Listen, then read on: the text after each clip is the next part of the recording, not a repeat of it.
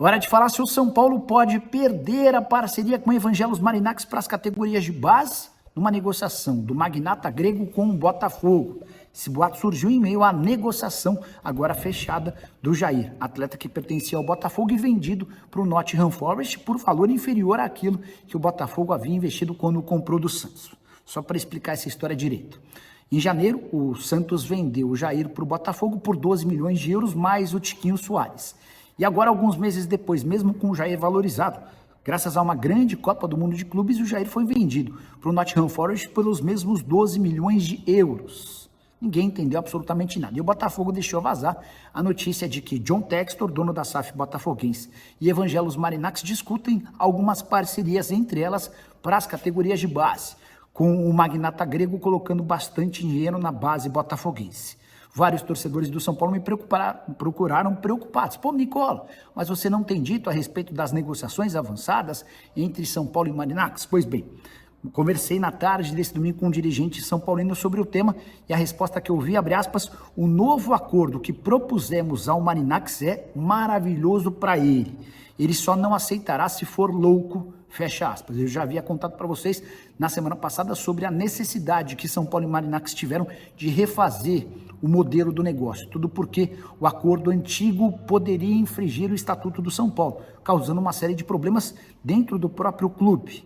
Até por isso o São Paulo fez modificações e já levou esse novo projeto para o Marinax com a convicção de que o magnata grego vai assinar a qualquer momento e a partir daí colocar as burocracias para andar e anunciar esse acordo no segundo semestre. Só para completar em relação ao São Paulo e Marinax, essa parceria na base prevê que o magnata grego tenha 35% das ações de Cotia em troca de um investimento de 100 milhões de dólares nos próximos 5 anos.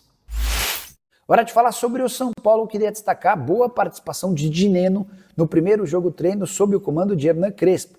São Paulo venceu o sub-20 do próprio tricolor no CT da Barra Funda nessa sexta-feira por 6-0. E Dineno, recentemente contratado, depois de rescindir seu contrato com o Cruzeiro, marcou 3 dos 6 gols. 2 dos gols do Dineno aconteceram dentro da pequena área, um deles de letra e outro de rebote após uma cabeçada. O placar foi completado pelos 2 volantes do São Paulo. O Alisson marcou 2 vezes e o Marcos Antônio, que teve seu contrato de empréstimo prorrogado por mais um ano junto à Lazio, fechou o placar 6-0 para o São Paulo. O tricolor não confirmou as escalações do time, mas, a julgar pelas imagens que foram divulgadas, dá para imaginar um São Paulo com Rafael, Sabino Ferrarese e Alan Franco, 3 zagueiros, Cédric de um lado, Enzo Dias do outro nas alas. Meio campo ainda teve Alisson, Marcos Antônio e Oscar. Na frente, Luciano e André Silva. Foram feitas várias alterações, mexidas na formação. Atletas da base também foram usados ao longo desse jogo treino. E você está esperançoso com o Dineno? Acha que o São Paulo precisa? Quais reforços? Use o espaço para comentário e registra a sua opinião, beleza? Para completar o vídeo, destacar a provocação de corintianos e são paulinos contra o Palmeiras. E essa provocação não veio apenas de torcedores. Nas suas redes sociais, nos perfis oficiais, São Paulo e Corinthians zombaram do rival. O Corinthians, pouco depois da eliminação do Palmeiras, postou a imagem de um porco vestido com terno verde e com uma placa deportado. Na legenda, Mundial é para poucos, seguida de uma taça nas cores de uma taça do mundo e das cores preto e branco. O São Paulo, na manhã desse sábado, postou: bom dia só para quem é tricampeão mundial. A imagem do mascote do São Paulo no Morumbi ensolarado. Na legenda, emojis com 2 palmeiras, citando o Verdão, e aquele proibido e mundial, como se o Palmeiras, fazendo referência ao fato de o Palmeiras não ter mundial. Preciso te explicar agora se existe alguma chance de Rigoni virar reforço do São Paulo. Essa pergunta me foi feita por pelo menos 7 são paulinos na live desse domingo. Confesso que não via nenhuma possibilidade dessa história ir adiante, mas diante da insistência dos são paulinos, mandei mensagem para um dirigente importante do departamento de futebol. A pergunta foi: pode acontecer de o Rigoni voltar ao São Paulo? Você lembra dele, né? Atacante argentino, hoje com 32 anos de idade, que fazia parte do São Paulo em 2021 e em 2022. Ele, inclusive, viveu seu melhor momento com a camisa do tricolor na temporada de 2021, sob o comando do Hernan Crespo. Acho que é por isso pela volta do Crespo, que muita gente associou à chance de o Rigoni voltar. O Rigoni já demonstrou em outros momentos a intenção de virar reforço do São Paulo.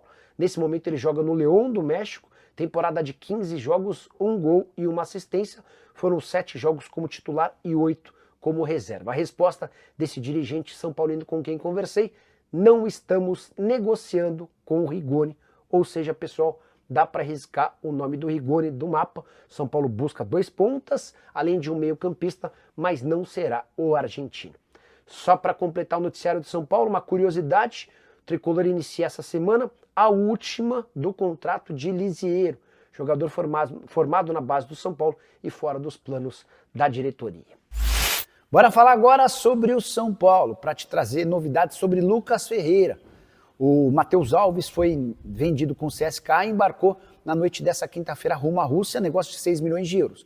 E a grande pergunta que fica para o torcedor do São Paulo agora é: e o Lucas Ferreira? Corre o risco de também ser negociado? Posso assegurar que nesse momento existem sondagens, mas zero proposta oficial. Existe a expectativa por parte do staff do jogador que ao fim da Copa do Mundo de Clubes o mercado na Europa comece a se aquecer e possam pintar ofertas para o atacante.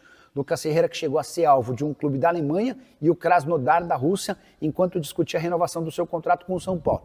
O contrato foi prorrogado, o aumento salarial garantiu também novas multas rescisórias, e a partir daí, São Paulo se sente bem mais confortável para manter o atleta. A ideia do presidente Júlio Casares não é negociar o Lucas Ferreira nessa janela. Ele entende que se continuar no clube, o Lucas pode se valorizar e ser vendido daqui a 1 ano ou 6 meses por cifras bem superiores. Mas, diante da dificuldade financeira do São Paulo, se a proposta for boa, pode haver negócio. Só para lembrar também que o São Paulo já fez 4 negociações nessa janela de transferências ou perdeu 4 atletas, né? O Matheus Alves negociado com o CSKA, o Igor Vinícius liberado para jogar no Santos, o Lisieiro que não teve seu contrato renovado e o Juan Tressoldi que foi devolvido para o Sassuolo. Bora falar agora sobre o bônus que o São Paulo terá direito na venda do lateral direito Ângelo. Negócio que a gente já havia contado para vocês há alguns dias, agora é oficial. O Ângelo, de 16 anos, está vendido para o Strasbourg, da França. Mas ele se muda para o futebol francês apenas depois de completar 18 anos. Isso acontece em outubro do ano que vem. Então, na verdade, o Ângelo vai jogar na França somente a partir de janeiro de 2027. Até lá, o grande objetivo do São Paulo é conseguir fazer com que esse atleta dispute pelo menos 2.000 minutos no time de cima. Isso porque há um bônus previsto no valor de 2 milhões de euros garantidos ao São Paulo, caso ele bata essa meta. O negócio entre São Paulo e Estrasburgo foi fechado em 5 milhões de euros fixos. Essa grana vai ser paga em 2 parcelas, a primeira delas nos próximos dias, a segunda em breve. E o São Paulo também tem direito a 12,5% do valor de uma venda futura. Além disso, tem essa questão do bônus de 2 milhões de euros que está previsto assim que o atleta conseguir 2.000 minutos no time de cima. Fui fazer as contas, esse número equivale a 23 partidas como titular, jogando os 90 minutos. Não dá para imaginar que o Ângelo será protagonista do time de cima por agora, embora já tenha espaço importante no sub-20 e convocado com frequência para a seleção brasileira sub-17. Mas também pelo fato de o Igor Vinícius ter sido negociado com o Santos e o Mike estar machucado, a gente pode até começar a ver o Ângelo aparecendo no time de cima como reserva imediato do Cédric Soares. Pergunta que eu deixo para você: você conhece o Ângelo? Diante dessa possibilidade de faturar 2 milhões de euros com bônus em caso de utilização em 2.000 minutos, você começaria a colocar esse menino para jogar? Use o espaço para comentário para registrar sua opinião. Só não esquece de deixar like, de se inscrever no canal. Agora te falar sobre indicações de Hernan Crespo ao São Paulo. Técnico argentino recém-contratado, já passou uma lista de jogadores com quem gostaria de atuar para as 3 funções que o São Paulo busca. São 2 atacantes de lado de campo, um para cada lado, além de um meio-campista. As indicações do Crespo não tiveram nomes revelados, mas dá para dizer que há jogadores da Argentina, que ele conhece há bastante tempo, e também do Oriente Médio, onde o Crespo esteve recentemente. Ele chegou a ser campeão do Al Ain, campeão da Champions Asiática, batendo ao Nasser e ao Hilal, 2 dos clubes mais ricos do mundo. Importante contar que o Crespo já foi avisado também de que não é porque ele indicou esses jogadores que eles serão contratados. A ideia é tentar chegar a um meio termo. São Paulo também sugeriu nomes que tiveram a aprovação do Crespo. As negociações estão acontecendo, nada muito perto de fechar. Estou tentando descobrir nomes e assim que descobrir conto para vocês. Só para completar mais 2 novidades importantes sobre o São Paulo. O tricolor não busca zagueiro, pelo menos até agora, mesmo com a saída do Hunter Sold. A ideia é que o Ferrarese, que atuava como lateral direito, passe a atuar como zagueiro. Dessa maneira, o São Paulo entende que talvez não exista a necessidade da contratação de um defensor. Sobre a lateral direita, o São Paulo perdeu o Igor Vinícius, negociado com o Santos, e não tem Mike, contundido. Até por isso, muita gente imaginou que o Ângelo, lateral direito, 16 anos de idade, e que já está vendido para o Strasbourg da França, que esse jogador seria promovido ao time principal. Até porque, no contrato de venda com o Strasbourg, há um bônus de 2 milhões de euros quando ele completar 2 minutos em campo pelo São Paulo. Mas o tricolor não tem planos de subir o Ângelo por agora. A tendência é que o Igor Felisberto, que também veio da base, seja o reserva imediato do Cédric Soares. Agora de falar sobre Luiz Zubeldia. Por que o técnico do São Paulo, ou no caso o ex-técnico, segue vinculado ao tricolor? O anúncio da saída do Zubeldia aconteceu em 16 de junho. Lá se vão 20 dias e até aqui não houve a rescisão oficial do contrato, o que impede o São Paulo de registrar no BID, o Boletim Informativo Diário, o seu novo treinador, o Hernan Crespo. O grande problema vem agora. O São Paulo volta a jogar pelo Campeonato Brasileiro no próximo sábado contra o Flamengo. E se não houver o registro do Crespo, ele não poderá estar no banco de reservas, apesar de estar comandando todos os últimos treinos. A grande treta vem agora, apesar de o São Paulo ter anunciado que a saída do Zubeldia foi em comum acordo, atendendo a um pedido do técnico argentino, São Paulo e Zubeldia não conseguiram chegar a um acerto em relação a finanças. E se o Zubeldia de fato havia pedido demissão, como o São Paulo afirmou, por que da dificuldade em relação à quitação das dívidas? O São Paulo tinha pequenas pendências com o Zubeldia. O contrato dele se encerrava em dezembro desse ano. Estou tentando contato com o Zubeldia para entender o motivo de tanta dificuldade. Importante contar que Zubeldia não aceitou as primeiras propostas do São Paulo e o tempo agora joga a favor do treinador argentino. A presta está toda com o São Paulo, que vai precisar chegar a um acordo com ele ao longo da semana para poder ter o Crespo no banco de reservas. Só para arrematar em relação ao tricolor, São Paulo que segue em busca de reforços, a busca está por atacante de lado de campo e também por um meio-campista, embora o Crespo goste da ideia de trazer mais um zagueiro e um lateral direito. Essas posições, as duas últimas que eu citei, zagueiro e lateral, ainda não há confirmação de que o São Paulo de fato contratará. Fala pessoal, estamos aí com atualizações importantes do São Paulo.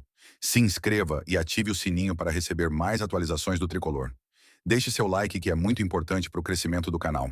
Utilize o espaço aqui embaixo para registrar sua opinião. Ficamos por aqui com mais esse giro de notícias. Um abraço e até o próximo vídeo.